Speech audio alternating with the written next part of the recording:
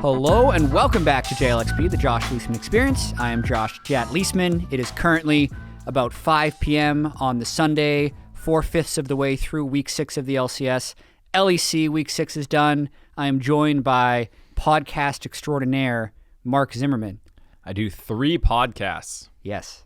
I do almost 3 episodes of this podcast. You do like an episode of multiple different podcasts. And I would say Hotline League is not, it's kind of a podcast, but it's a call-in show. It's more like talk radio. Yeah. And then The Dive is just like the Mecca esports podcast. That's just people having fun, shooting the shoot.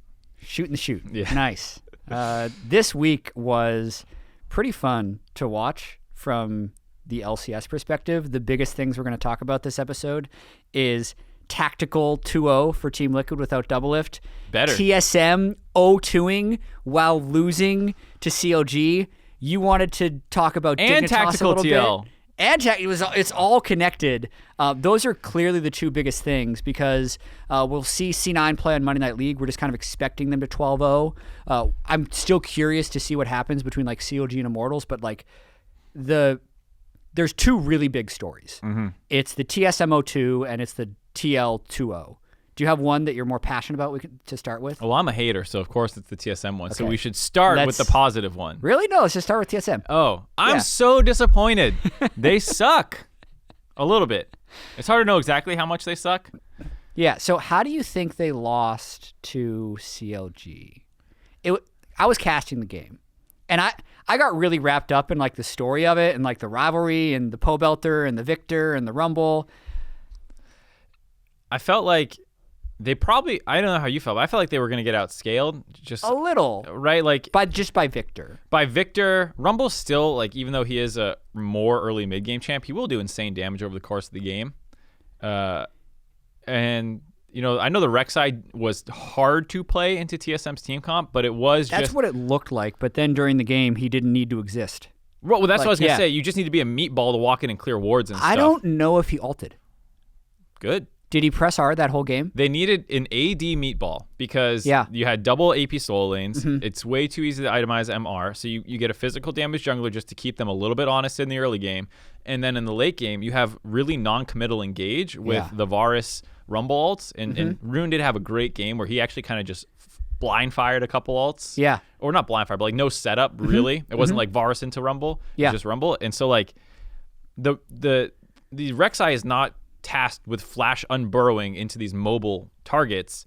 You kind of just are there to walk forward so the rest of your team can walk forward. Yeah, that game in particular. So TSM obviously played 2 games this week, and they played the CLG game and they played the TL game, and they lost both of them pretty soundly. Yeah, they didn't do anything all week.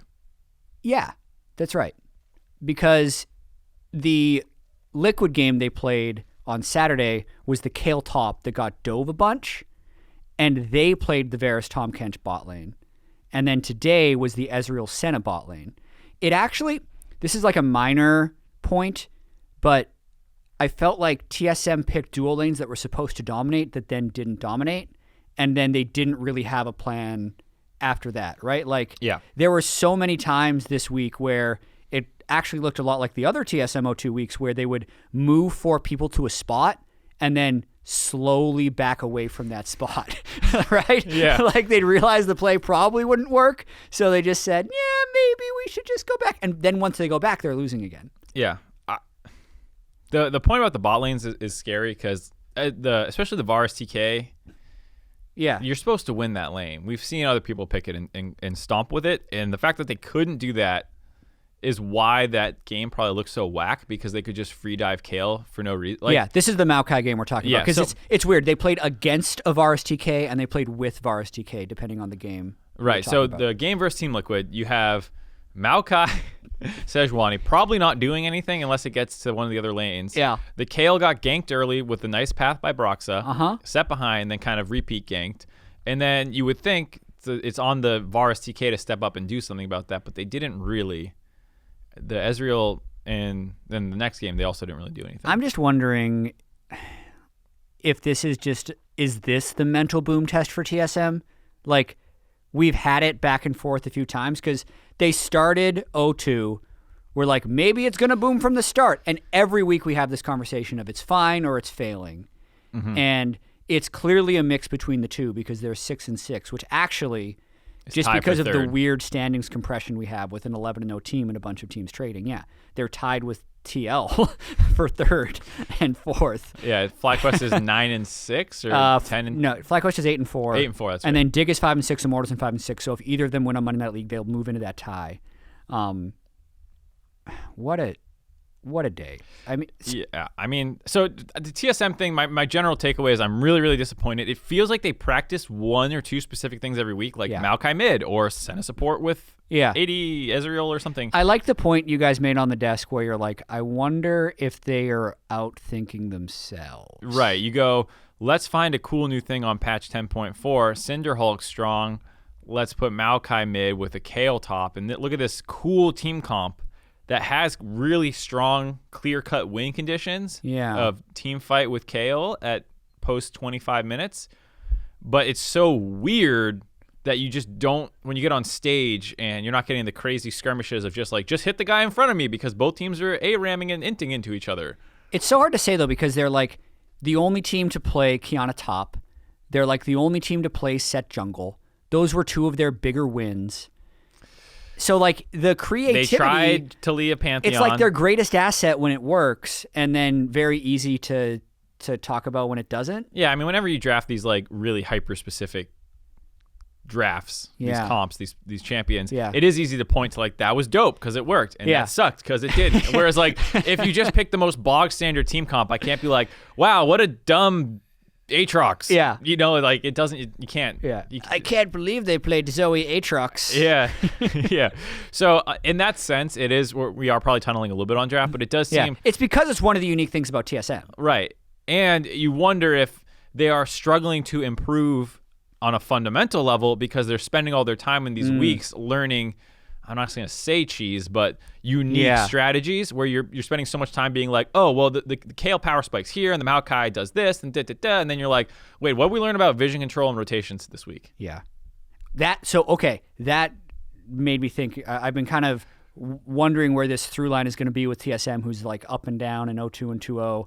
And so much of today was me getting just like, my mind was just wrapped in patterns, like, because literally the dots. Literally the game intro was like, TSM either 2-0s or 0-2s, and also the last time Pobelter was on COG, he 3-0'd TSM, so now he's connecting his winning streak, and also he was playing Victor 5 years ago on a dark, stormy night. Like, it just in Madison Square Garden. Yeah, and it's like so much perfectness lined up there that I'm like, I really need to sit down and analyze this later. Yeah. And we do record this right after the show, so I haven't gone back and done like a deep analysis of it, but the thing that hurts TSM consistently, and I think actually makes it so they're not good scaling into late game, is their wave management is really poor. Whether it's because of draft phase or whether it's because of what they're calling, I'm sure if I went back, I'd be able to give you more specifics. But like when they're playing those really strong early game, like gold lead things, they're getting ahead because they're killing people and they're taking turrets. But if they're trying to do a scaling game or if they're locked in a stalemate, you'll look up and the other top laner will have 50 more CS than Broken Blade, or Bjergsen will be down 70 CS to someone else. There's right? some weird stuff like that. It's really weird. Kabe is someone who's actually keeping his CS really high. I think he has one of the highest CS percentages of all players in the LCS. I think it might be the actual highest, between 15 and 30 minutes in terms of farm share. But it's like, I just see them bleeding gold when they're playing loss minimization. It's really weird because past versions of TSM, when they did play like late game macro style, were really good at not bleeding gold. That's how they got away with it. Now it's almost like they've done all this early game stuff that they just can't do it anymore. It's weird. And their Drake control is pretty bad. Yeah, I think that's conscious for what it's worth. Well, so like I said, I think I mentioned this, maybe it was not on here, but I mentioned I talked to Biofrost after one of their games. He was on the analyst desk, and it was right after we were talking on the analyst desk about the Talia Pantheon game. This was about the game against EG when they were really far ahead. Yeah, and so I was like, hey, should you have actually gone for Drakes instead of trying to snowball through gold? And he was like, no, we think gold's better. So like that is a conscious choice. Yeah. But at the same time, I think they also just have outright not good Drake control. Like that Maokai, Sejuani game is not a game where you're snowballing with gold and choosing not to fight drakes. Like, you should be getting, I would think, with your Varus TK lane, bot priority to then contest drakes in the early game while maybe sacking the Kayle a little bit while they dive it, and you're like, I'll get all the drakes. What's weird is they got the first 2 drakes in that They did game, get the first 2 that time. And it didn't mean anything. Yeah, and they couldn't continue it, but I think but my point is more, they're just not a good Drake setup team. Yeah, it's true. I do want to make a correction. You weren't on this episode, but it was on the Keen episode that I did last week, because I talked a lot about the TSM EG game when they rushed Baron, and we called it a 50-50.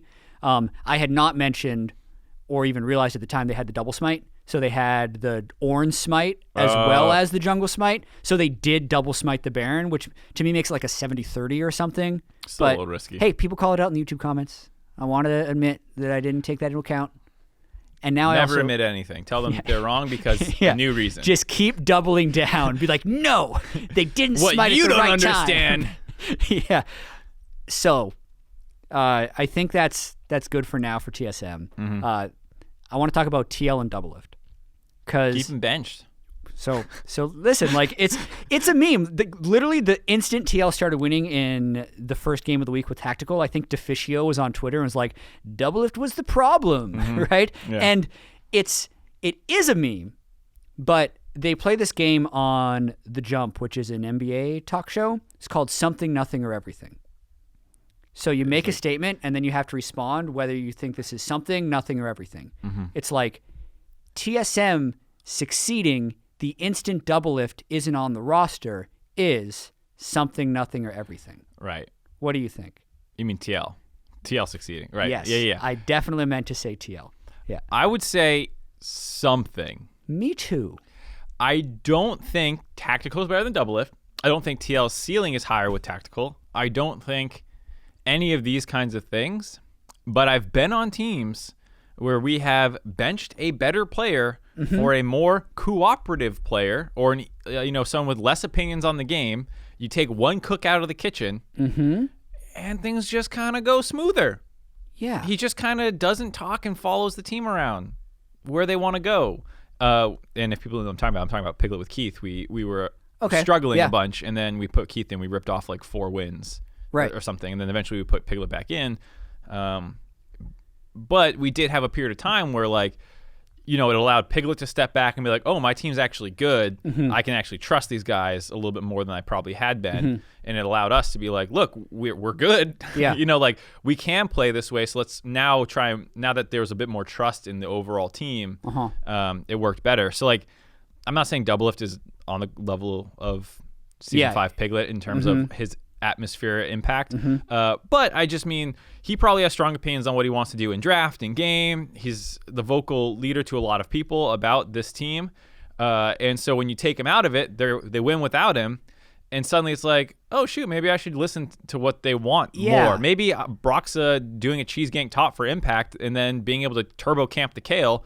Does that strat happen with Doublelift in? Yeah. I think that it could, but would it have happened that weekend that way? Yeah, I wanted to talk a little bit about this during the cast, but I was afraid to go into detail because, like, a team fight would happen and I'd be left with, like, a half-baked thought and everyone dropping and Doublelift sucks. All right, into the team fight. Yeah. Exactly, because there are so many things intersecting with this weekend in terms of TL and Doublelift.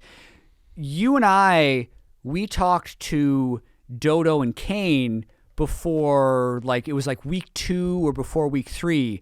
And they said something really interesting when we were asking TL questions, because we're like, oh yeah, Doublelift has talked about how he doesn't necessarily think Spring Split matters that much and how they're just kind of waiting for Broxa to get here.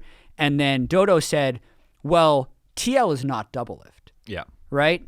I thought that was a little bit illuminating and then we also had Jensen's interview from a few weeks back when they were struggling, and Jensen was saying, I don't really know what more I can do. Like, I'm working really hard. I'm doing all the right things. So I do think there is an element of when Tactical is in there and you have the other 4 intended starters, to your point, like, they're just going to play League. Like, they're just going to gel. They're going to be like, hey, if you come top right now, Broxa, I can kill him. Yeah. And there's no other person saying, no, I need you bot in a wave. to catch this. And that roster is extremely strong, and this week seems like the first week where they were all on the same page. Mm-hmm. You know what I mean? Yeah. The other thing that's intersecting, which makes this so difficult to analyze, is it was also only their third week with Broxa. So, yeah, Broxa said it was natural improvement There's that would have just happened. going to be a natural improvement that would have happened with or without double lift. Yep. So it's in that situation where I think it would be absolutely absurd for them to not just throw double lift right back in as soon as he's healthy. Yep. Even though this is like one of the best weeks they've ever had, like it was 19 kills to 1. They just completely decimated their opponents this week. There's good problems to have and there's bad problems to have. This is a good problem. Yeah. Where you're like, oh man, we won with tactical. Really, really hard. So now you get to say, hey, double lift, look at all this stuff we did, you know, and you have more data to work with. Like, hey, topside play styles may be better, and you get to have this new look at your team that you didn't get before. Tactical stock goes up. Hopefully you get to, if you're an Oregon, you're like, yeah, I get to sell off tactical maybe in summer to someone who wants it. Like EG wants an ED and a native AD to do something else with. Yeah. So like, it's all upside for TL. It is a bit of a problem in the sense that like, ooh, why did we do so much better this week? Yeah. But I'd want that problem. And I think there is something there. Like I think there are positives and probably more negatives to not having double lift this week. But hopefully I think they can use like whatever worked this week. So when double lift is back, hopefully him and the team have like a acclimation process that is cordial and good. There's a few quick analogies that I really want to talk about. Were you familiar with the Ewing theory at all? I know who Patrick Ewing is. But. Yeah, this doesn't quite fit this particular instance, but it's a basketball theory. It was coined by Bill Simmons in like the early 2000s, but basically it's like a really good player who once they are removed from the team like magically becomes better because like what that player did and didn't, like even though he's really good, the team plays in a different way once he's gone. The reason it doesn't quite fit is like he actually made rules around the Ewing theory about how he like it can't be a championship team, it just has to be a playoff team. It's like, well, double lift has won like 6 titles. So clearly like playing around double lift actually can work super, super well. Yeah. So the one that's actually closer is the media with Kevin Durant on the Warriors last year. When like he was hurt for the Western Conference Finals and they still swept the Trailblazers, and a bunch of people were like, are the Warriors actually better without Kevin Durant? And you're like, no, but they're clearly still really good without him. Yeah. And like the peak Warriors are still going to be the best. And that's what I think is the best one right now. Shout out to Ted Sports. He tweeted me that. The Ewing theory? No, the Golden State Warriors one. Oh, okay. I think that was good. Thanks, Ted. Anyway, that's kind of my thoughts on TL. It's super interesting, and I think this story will only get crazier if double lift comes back and they go 0-2. Who are their opponents next week? I'll pull it up right now. I know it's not C9 because that's end of week, so it shouldn't be too brutal. C9 is going to be game 18 for them. They have FlyQuest? No, they got CLG and Immortals. So they should 2-0. Yeah. Unless, COG is this unstoppable monster now with Pobelter. I mean, I don't know if we're going to do predictions for tomorrow, but CLG beating Immortals tomorrow is not that insane to me. I think it's likely. I said on Wednesday that this will be COD's one win of the week. I didn't expect them to beat TSM. I did expect them to beat Immortals. I'm going to predict it tomorrow on the show, but yeah, Immortals is on a 4-game slide with nothing really working. Yep. I don't want to talk about Immortals. Let's skip. You wanted to talk about Dignitas, though. I want to talk about Dignitas, another team that's kind of slipping. They lost to the... Who did they lose to today? 100 Thieves? No. FlyQuest. FlyQuest. Yeah. Yeah, they kind of got slammed by FlyQuest. Yeah, the double Umbra Blade, Kiana Senna. Yep, and then they're going to play C9 tomorrow. So it's probably going to be an 0-2. It's going to be an 0-2. Yep, they'll go to 5-7. They'll go to 5-7. What happened? They started 3-0. They started 3-0. Yeah. Everyone was pumped. That means they're 2-7, Mark. Froggens finally got a team. Yeah. They're great. Yeah. They went 3-0, and I was like, man, I'm so sad I didn't go harder on my dig stuff. Like, I really should have put him in, like, top 4. Instead, I only put him 5th, and that was higher than other people put him. And then now I'm like, I think I got it right. Yeah. It's like, I think the things I thought before were more right than the things I think now. Yeah. And you brought this up, but I've also, I think, brought it up on previous episodes. Those first 3 wins that Dig had, they were against COG, who preseason people had third or fourth. Yep. Then their second win, was against EG, who had come off the Korean boot camp, had the reigning MVP in Svenskeren, and it was mixed. It was like optimistically fourth, pessimistically like seventh for most people. Exactly. And then they beat Team Liquid. Broxilus. And you're thinking, but it looked like a clean, high-level game. That was pretty good. They did the Rift It was back swaps. and forth and stuff. Mm-hmm. And then they've won 2 of their last 9. Dope. What do you think? What do you think happened? I think partially we over-indexed on the early wins because we weren't sure about the actual relative strength of teams quite yet. Mm-hmm. I think that when you look at what Dig is good at, it's individual skill for the most part, especially from solo laners. They have a fair amount of veteran experience too that you kind of overlook with Greg and Johnson on the roster, but the other 3 guys are like thousands. They've been around forever. They have thousands of LCS games. Yeah. So, it's not surprised that early in the season. Hundreds of LCS games. I bet they're over 1,000. Thousands is definitely wrong, but I bet they're over 1,000. I'm not counting only LCS games, Jet. I'm saying you're saying like pro games. If all you took, time. if you took, Froggen's been playing since season 2. I know that's a lot. That's a lot of pro games. and Huni. Yeah, combined they will have more than 1,000 games of professional experience. Thank you. Yeah, there we go. Okay. I wasn't saying LCS games. They just have a ton. So like early in a season, mechanically you're not going to get out muscled by anyone for the most part. You're going to have better just innate shot calling / like game understanding. And you're probably going to win some games. Yeah. It's about how you improve from there. And that was what people were more concerned about with that team being was, will they find a cohesive play style? Will Froggen and Huni play nice together? Will Grig be a liability? Yes? Yeah. To all those questions? Yeah. This is still a question. Yeah, like there's still questions, but at the same time, the answer is leaning more towards, yes, this team is mechanically skilled, but is less than the sum of their parts. The Johnson hype has disappeared. Yeah, I mean, I still think he's fine. I forget he's in the game like half the time. I think he's fine, but nothing happens in bot lane. Yeah. Also, this happened the last time I had you on the episode where you said something that I immediately wanted to fact check. I'm going to fact check the 1,000 games later because like I'm thinking we played. Was I wrong before? I don't remember what it was. So most but it's like a year is 36 LCS games at this point. So like to get to 1,000. They're all playoffs. I know. So I think you're probably right, but I'm going to check it after. There's Don't no forget, way I'm checking during the episode. They all played during best of 3s era. Yeah. Huni played in LCK. Yeah. And that was best of 3 for like era. a year. Yeah. Mm-hmm. And like Worlds runs and MSI runs. It could happen. It's over 1,000. Okay. 100%. Don't even check it. Sure. Did you fact check whatever you didn't? You wanted to fact check the last time I was on? Yeah, I did. What was it? I don't remember. And was I right, Sorry, more importantly? I also don't remember. What's the point of fact checking something if you can't? You just wasted. It was a good fact check in the moment. That's all I remember. Do you have any other LCS points this week? No, I'm because I agree with you on Dignitas. I still think that they're possibly a playoff team. Probably should be a playoff team. I think that they could squeak in at 6, which is I think where I put them. Yeah, because I mean, I think Immortals is falling back down to earth. They're doomed. Doomed a little bit. EG and 100 Thieves, I'm still not bought in on. Golden Guardians, I'm not bought in on. It's like they're competing with that crew. I'm like, who are you really buying in on right now? Your TSM, your TL, your C9, your FlyQuest for 4, and then you have EG, Dignitas, 100 Thieves, Golden Guardians. Yeah, like as your next 4 maybe in there. Oh, I'm missing one.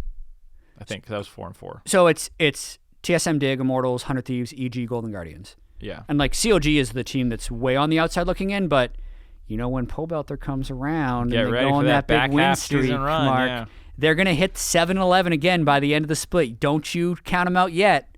It'll be yet another 7-11 COG split. Yeah. Okay.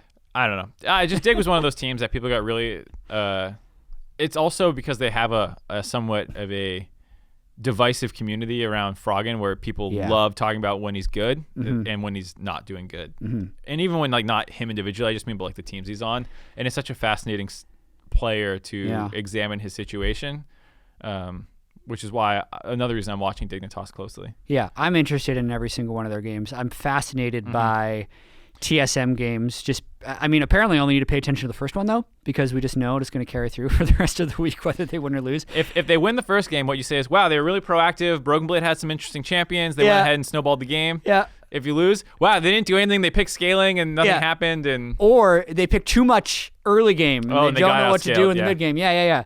Something draft related. Yeah. Amazing. We haven't talked about Cloud9, but I think it's fine. We can take a week off of their 18-0. Hey, they're still winning. They'll win tomorrow. It's kind of nuts. We have 3 weeks left of LCS spring split before playoffs. It's been going fast. And I have no idea who's going to make playoffs outside. Like, we know who's going to make it, but like aside from C9, the biggest hope for me is that Liquid can now arise. I mean, the fact challenger. that they're third, tied for third at this point in the season, when I think it was just last week, we were like, if they don't flip their record from the back half, 3-6, if they don't do better than that and finish 9-9, then they might miss playoffs. And they're fine. Yeah. They're completely fine. I do think it's worth mentioning, though, that Tactical coming in and getting 2-0 is actually massive. Yeah. If they took a 0-2 there, they'd be ninth. They'd be 4-8 at ninth. Yeah. Uh-huh. Which is, I think, something that Tactical does deserve and the team a lot of credit for. Is we didn't call them must-win games because it doesn't feel like it. It really wasn't, but it is really important for their playoff seeding, because now they've become put in a position where if they do well enough, they can take FlyQuest's second seed potentially. Yeah, I think that'll do it for LCS this week. Talk quick about LEC. Last week, I'm happy about this one. I can give myself a pat on the back. There's this chunk at the top of the standings with Fnatic, G2, Origin, and Misfits. When you have like 3 bottom dwellers, so everyone else's record looks good? No, when you have 3 legitimately good teams. Oh, no. Okay, 4 fine. maybe. Yeah, and I said the good teams are Fnatic, G2, and Origin, and I think everyone else will end up falling down. And hey, those 3 teams, they're combined 6-0. Yeah, I felt great about it. Although I will say G2's schedule was way easier this week. They played Vitality and SK.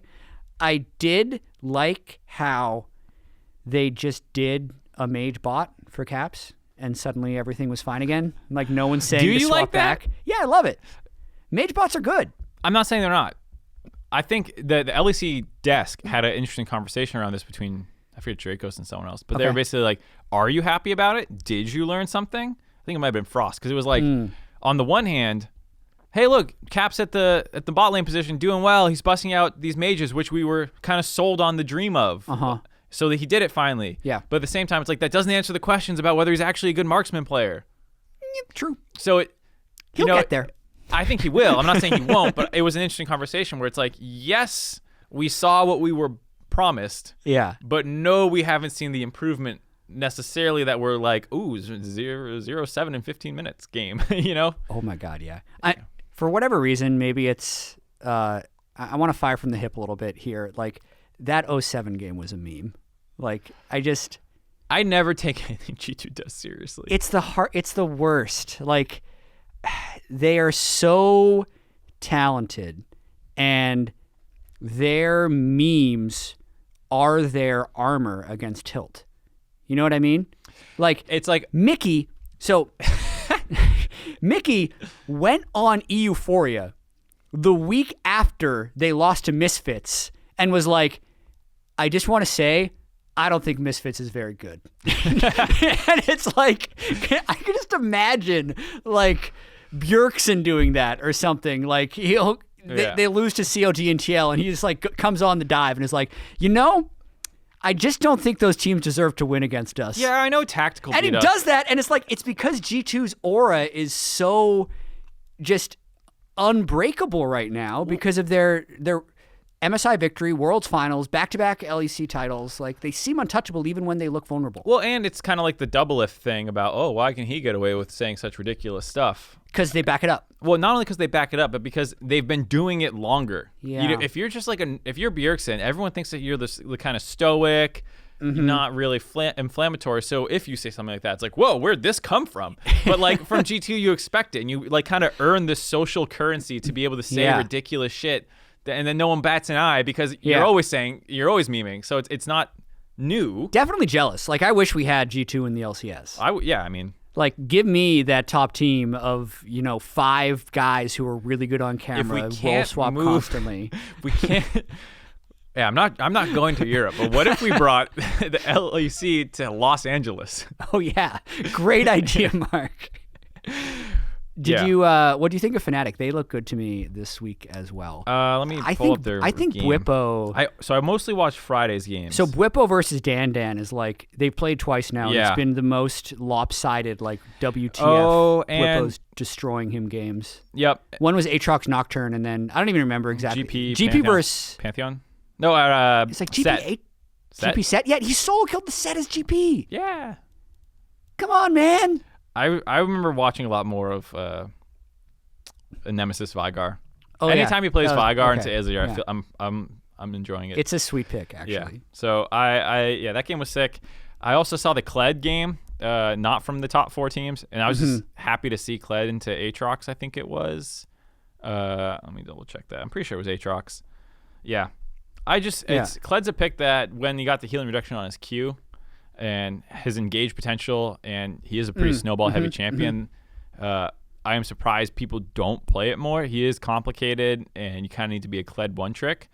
But he was played at by teams at Worlds mid and stuff. Yeah. And top, he has some fine matchups right now that I'm surprised not to see more of him. Yeah, and it's mega grievous wounds. People forget about this. Like, it's 60% healing reduction instead of 40. It flips it. Yeah. It's more. Flips? Oh, I guess. Yeah, 40 to 60. Yeah, it's just, I find it entertaining with Fnatic, G2, and Origin all having, like, slightly different personas in the way they find success as well. Like, it's not like the whole region is doing this late game style or this crazy pressure style. G2 and Fnatic are both pressure teams, but to me, Fnatic is always has like that reckless rock no matter what happens, whereas G2 is legit all over the place. And then Origin, even when they play stuff like Renekton, which is what they did in one of their wins this week, and it's not a super late game scaling team, they still use the Renekton to get like Dragon Soul and win in like 34 minutes. Well, and then their other game was against Shulk, which I was watching, and that was like the Nautilus mid game, and it's basically upset as your only carry on Tristana. Oh yeah, that game. Okay, you jogged my memory. Yeah, it's the Syndra game where we were talking about itemization on They Syndra. did have to like teleport into the base to win. It was pretty twice, yeah. And they had to steal the Baron. We were talking about, is it the upset TP who got player? I think he's the one who got player of the game. Yeah. Or should it have been the Sejuani for stealing the Baron so they don't get the Baron empowered recalls? And then my answer was, maybe we shouldn't give player of the game based off how the game ended. That's stupid. Because then you wouldn't even give it to Yeah. No, that was an insane ending to the game. Yeah. That's actually all the LEC stuff that I have. It was fun. Do you have any overall like meta points towards like LCK, LCS? One thing that I noticed is that LCS 100%ed Yuumi this week, whereas LEC like 30%ed Yuumi this week. I still feel pretty accurately that like the trends that I pointed out after 1 or 2 weeks where the LEC isn't as much about like setup or Drake stacking. It's more about just if we see a dive, we take the dive. And we're just going to keep running this dive. And if it doesn't work, then whatever. At least we tried. You mean LEC? Yes. Yeah. What did I say? I think you said LCK. Maybe we're both tired. Apologies. I did mean LEC. And that transfers through to Champion Select because like Yuumi is just mega vulnerable to early game dives. But in LCS, where a lot of our early game dives either aren't working or you do the TSM where 4 people walk up to the turret and then slowly back away, like you're going to get away with that way more often. So yeah, that's the one champion pick that stood out to me. You saw Dignitas dives. They go for it. What? That'll pay off in the long run, Mark. I don't know about that. Those are some whack dives that they do. Yeah, they keep diving set.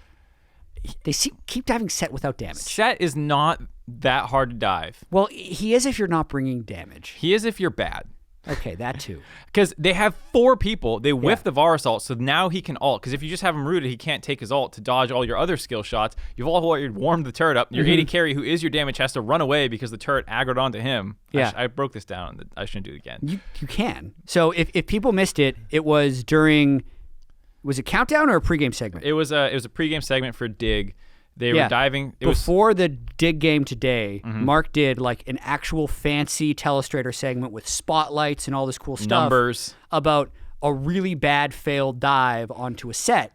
And then amazingly, they did another one. It's a 5v1. Yeah. And they killed him this time. On the second try. But they lost 3 turrets. Yes, they lost both bot turrets to a solo pushing Rift Herald Protobelt Nautilus. Support Protobelt Nautilus. Yeah. So can we come up with like a new word for that? Because the person paired with the support item Senna is totally not a support.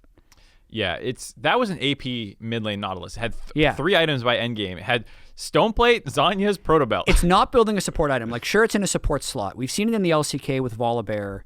I think you can still see Set down there. We've seen Rumble. I think we're like opening Pandora's box with stuff you can put bottom lane as long as Senna's in this state. Yeah, but what is it? Support carry? Off carry. I kind of just feel like it's bot. It's the 4.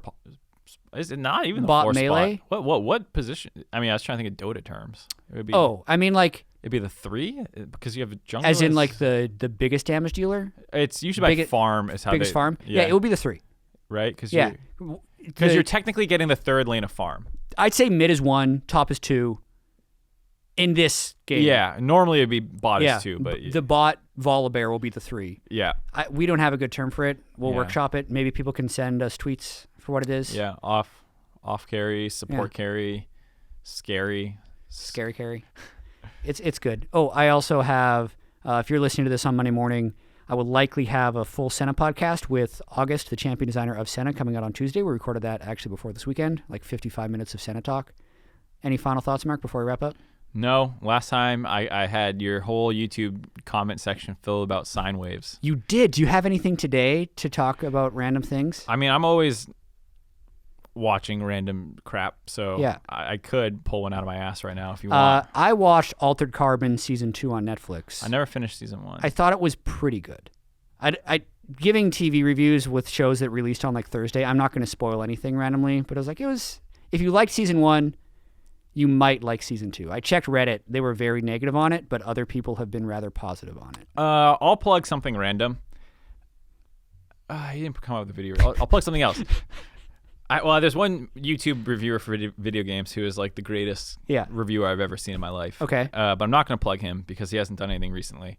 So I'll plug Every Frame a Painting. It's a YouTube channel that breaks down mostly directing in cinema, in Hollywood specifically.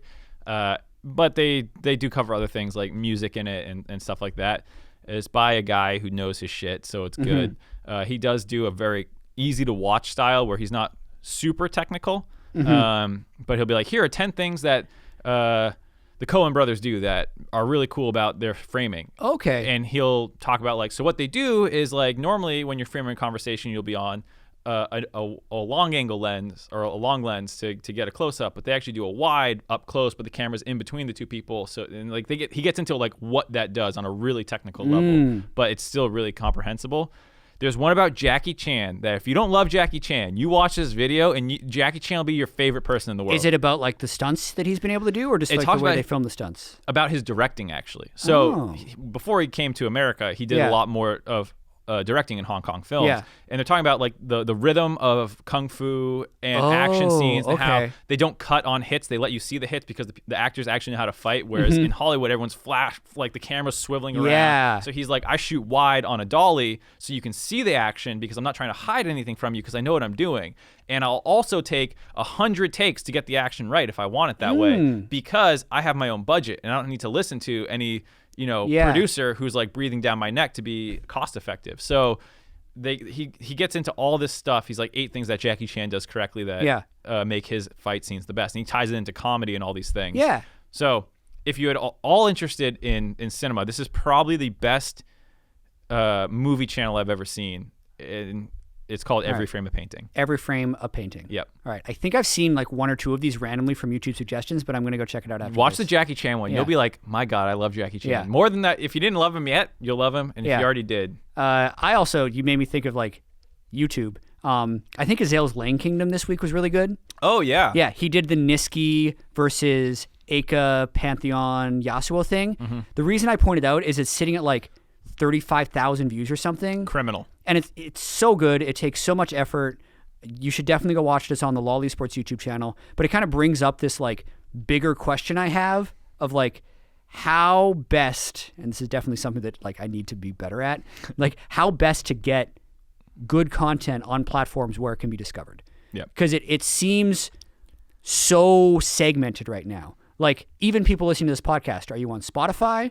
Are you on iTunes? Are you on Stitcher? Did you get it through my Twitter? Did you get it from the YouTube? Did you find it through Reddit? Right? There's all these different places. And there's a difficult amount of consistency in order to get this stuff out. Like the lolesports YouTube has a bunch of different content on it.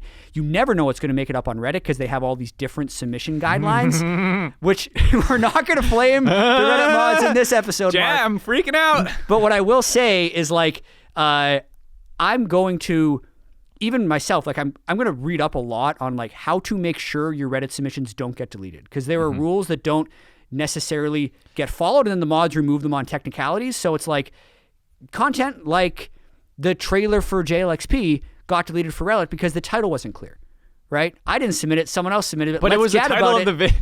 It wasn't descriptive, Mark, but like there are things you can do to get around it rather than just, I know, I'm opening up freaking Pandora's box. Can of worms here. So this is about as far as it is, but it's a larger question of like, man, cross-promotion of content is really important. Discoverability of content is really important. I want to work on this and raise visibility and get better myself at finding ways to transfer to other platforms. You're right. That's kind of all I'm saying. Yeah, I've done a fair amount of work in the YouTube space, and like definitely digestibility and virality, I guess, would be one. But also something that's definitely not viral is talking about things 41 minutes into a podcast. Right. Podcasts are not viral. They're not really digestible because you can't pop into a segment. Sometimes you can. And then the third thing is volume. I think, you need to actually crap out content, because part of it is like, well, if you put out 4 hours of content as opposed to one, you're 4 times more likely to have a viewer, a Redditor, be like, I want to share this because I really resonated with it. So virality, digestibility, and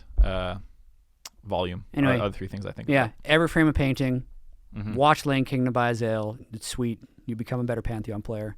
MarkZ, watch Hotline League, watch him on the dive, watch him on the LCS. Thanks, I wasn't going to do that. Watch him on Monday Night League. Tomorrow. Yeah. Watch me say half the things I just said here. No, this is the longer form place for it, Mark. Yeah. That's why only half you can see. Anyway, if you don't follow this podcast currently on like a YouTube or a Spotify or an iTunes, please do. It'll help you find it in the future, speaking of that. So thank you very much for listening if you made it to this point, and we'll see you next time.